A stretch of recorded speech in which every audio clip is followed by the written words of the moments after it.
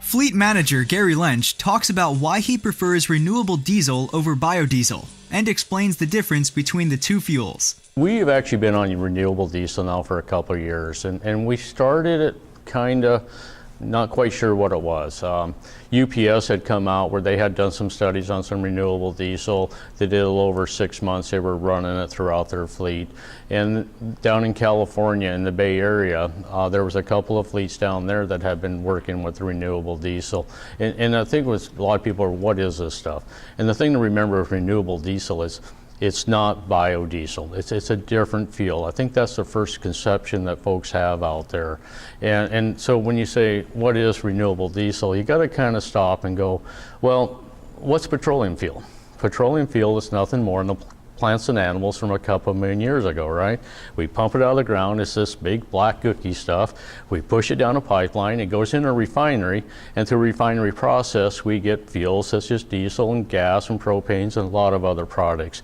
Now, refineries are very complicated. That's why you see a driver drive one or see a picture of one. There's a lot of lines and a lot of hoses that are on them. But it's something we've been doing for a very long time, and we're really, really good at making fuels from petroleum fuel. Well, a few years ago, we come up with some alternative fuels, the ethanols and the biofuels and everything else. But when we get into biodiesel itself, we reached into a product and we pull it away to make something else out of it. But when we pull it away, we actually put oxygen into the molecules. It's the oxygen of that actually gave us, high cloud points because there was moisture.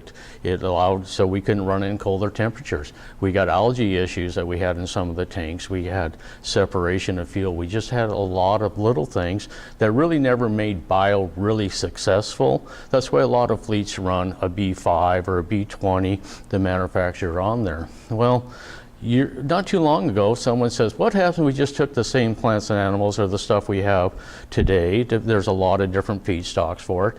And we just kind of crunch and we munch them up. And we push it down a pipeline into a refinery, that type of process. Well, what they found was by putting hydrogen into it, it came out as diesel.